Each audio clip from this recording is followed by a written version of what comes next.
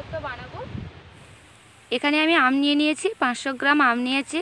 প্রথম আমি আমগুলোকে কেটে নেব। তার জন্য আমি বেলার মধ্যে জল নিয়ে নিচ্ছি, পরিমাণ মতন জলটা নিয়ে নেব। আমগুলোকে কেটে বেলার মধ্যে রাখবো, তার জন্য জল নিয়ে নিলাম। এবার আমগুলোকে আমি ছাড়িয়ে নেব। আমগুলোকে আমি ভালো করে ছাড়িয়ে নেব। ছালটাকে কিন্তু ভালো করে তুলে নিতে হবে।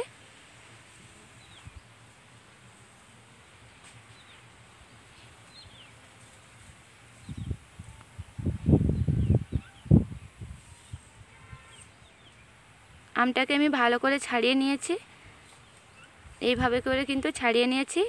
এবার আমি আমটাকে কেটে নেব। আমটাকে আঁটি সহ কাটবো না, আঁটিটা শক্ত হয়ে গেছে, তার জন্য আমি সাইডটা কেটে নিয়ে ছোট ছোট করে কেটে নিয়েছি।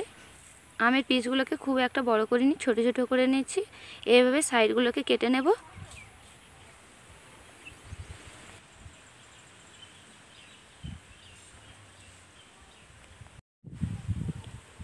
সাইডগুলোকে আমি ভালো করে কেটে নিয়েছি। এবার আঁটিটাকে বাদ দিয়ে দিচ্ছি। এভাবে আমি বাকি আমগুলোকে কেটে নেব।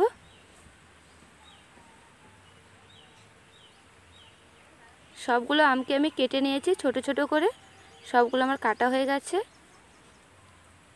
আঁটিগুলোকে কিন্তু আমি সবগুলো বাদ দিয়ে দিয়েছি। এবার আমটাকে আমি ভালো করে ধুয়ে নেব। আমের যে কষ জলটা আছে বেরিয়ে যাবে। একবার ধুয়ে নিয়েছি, আবারও একবার ধুয়ে নিচ্ছি।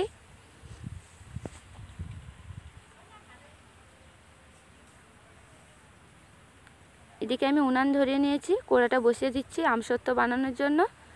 এবার কড়ার মধ্যে জল দিয়ে দেব, আমটা সেদ্ধ করব, তার জন্য কড়ার মধ্যে আমি জল দিয়ে দিচ্ছি।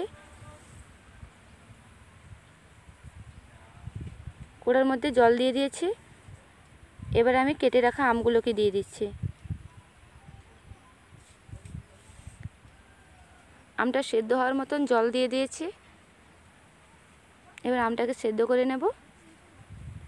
আমটা সেদ্ধ হয়ে গেছে। আমটা কিন্তু পুরোটা গলে যায়নি, কিছুটা গলতে বাকি আছে। আমটাকে কিন্তু আমি আর ছেঁকে নেব না, একবারেই করে নিচ্ছি। আমটা কিন্তু একদম গলে গেছে,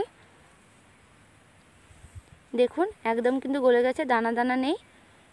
এবার আমি দিয়ে দিচ্ছি চিনি। 500 গ্রাম আম নিয়েছি, তার জন্য 400 গ্রাম চিনি দিয়ে দিলাম। এবার আমি ভালো করে মিশিয়ে নেব। চিনিটা গলে যাওয়া পর্যন্ত এভাবে আমি করতে থাকবো। চিনিটা কিন্তু একদম ভালো হয়ে গলে গেছে। এবার আমসত্ত্বটাকে আমি ফুটিয়ে নেব, ফুটিয়ে নিলে কিন্তু হয়ে যাবে। আমসত্ত্বটা কিন্তু আগের থেকে অনেকটাই ঘন হয়ে গেছে। দেখুন আমসত্ত্বটাকে আমি এভাবে ঘন করে নিয়েছি, আর ঘন করব না, ঠান্ডা হলে কিন্তু শক্ত হয়ে যাবে, থালায় গড়বে, এরকম কিন্তু রেখে দিয়েছি। এবার আমি থালার মধ্যে তেল লাগিয়ে নিচ্ছি। তেলের পরিমাণটা কিন্তু বেশি নেইনি, আমসত্ত্বটা যেন শুকনো হওয়ার পর তুলতে সুবিধা হয়, তার জন্য আমি তেল লাগিয়ে দিচ্ছি। ভালো করে লাগিয়ে নেব। ভালো করে তেল লাগিয়ে নিয়েছি। এবার আমসত্ত্বটাকে আমি থালার মধ্যে ঢেলে নেব। অর্ধেকটা ঢালবো, অর্ধেকটা ঢেলে নিয়েছি। এবার থালার চারিদিকটা লাগিয়ে নেব। খুব মোটাভাবে রাখবো না, পাতলা করেই মিলিয়ে দিয়েছি। একটা আমার তৈরি হয়েছে, এটা সাধারণভাবে তৈরি করলাম। এবার মশলাদার আমসত্ত্ব বানাবো, তার জন্য বিট লবণ দিয়ে দিচ্ছি, আর দিয়েছি অল্প করে লঙ্কার গুঁড়ো। এবার ভালো করে মিশিয়ে নেব। ভালো করে মিশিয়ে নিয়েছি। আরও একটা আমি থালা নিয়ে নিয়েছি, এই থালাটার গায়েও আমি তেল লাগিয়ে নেব। এটার গায়েও ভালো করে তেল। এবার আমসত্ত্বটা থালার মধ্যে ঢেলে নিচ্ছি। থালার মধ্যে নিয়ে নিয়েছি। এবার চারিদিকটা লাগিয়ে নেব। এটাকেও পাতলা করে দিয়ে দেবো, তাহলে কিন্তু তাড়াতাড়ি শুকনো হয়ে যাবে। আর এটা সাধারণভাবে বানিয়েছি, এটা আমি মশলাদার আমসত্ত্ব বানিয়েছি। দুটো হয়ে গেছে, এবার শুকনো করে নেব। এবার এগুলোকে নিয়ে আমি রোদের মধ্যে চলে যাব। বাইরে আমি নিয়ে চলে এসেছি, এখানে দিয়ে দেবো। এখানে কিন্তু ভালো রোদ লেগেছে, একদিনের রোদেই কিন্তু শুকনো হয়ে যাবে।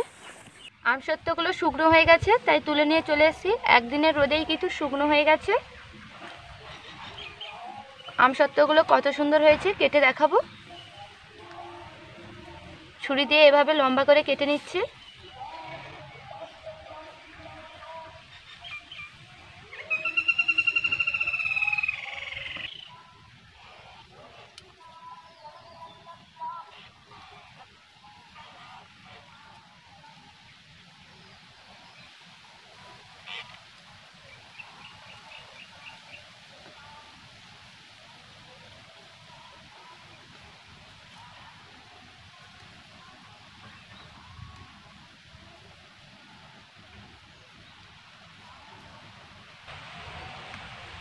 সাইডগুলোকে এভাবে করে দিয়েছি।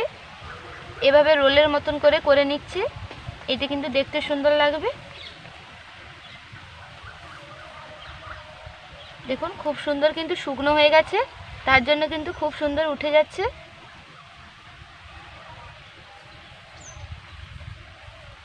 এভাবে প্রত্যেকটাকে আমি রোলের মতন করে নেব।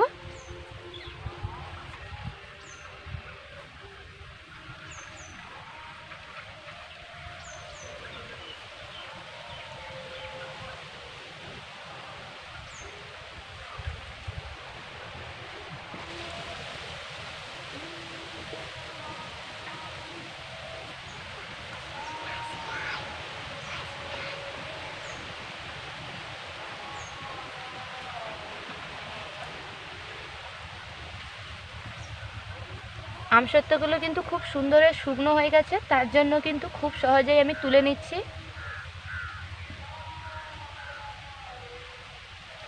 আর তেল লাগিয়ে কিন্তু আমসত্ত্বগুলো শুকনো করতে দিলে সহজেই তোলা যায়। দেখুন কতটা সহজভাবেই আমি তুলে নিচ্ছি। আমি দুরকম পদ্ধতি বানিয়েছিলাম। এটা আমি শুধুমাত্র সাধারণভাবেই বানিয়েছিলাম, আর এটাই আমি বিট লবণ আর লঙ্কার গুঁড়ো মিশিয়েছিলাম। এবার এটাকে আমি কেটে দেখাবো। এটাও কত সুন্দর শুকনো হয়েছে, দেখলেই বুঝতে পারবেন। এভাবে লম্বা করে আমি কেটে দিচ্ছি।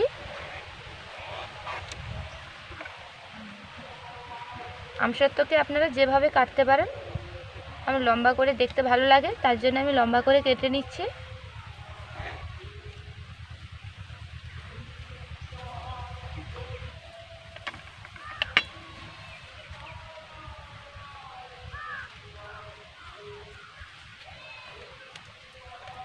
এটাকে একইভাবে আমি রোল করে নিচ্ছি।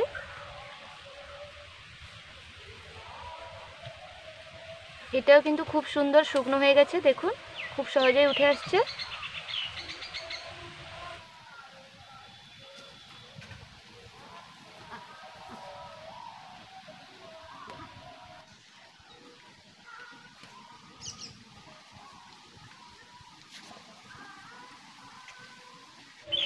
খুব সহজেই আমি দুটো পদ্ধতিতে আমসত্ত্ব বানিয়ে নিলাম, ঝামেলা ছাড়াই কিন্তু বানালাম। আর খেতেও কিন্তু খুব সুন্দর আমসত্ত্বগুলো। আর ভিডিওটি ভালো লাগলে অবশ্যই বন্ধুরা লাইক করবেন, আর কেমন লাগলো অবশ্যই কমেন্ট করে জানাবেন। ফিরে আসছি নতুন কোনো রেসিপি নিয়ে। ততক্ষণ আপনারা সুস্থ থাকবেন, ভালো থাকবেন। ধন্যবাদ।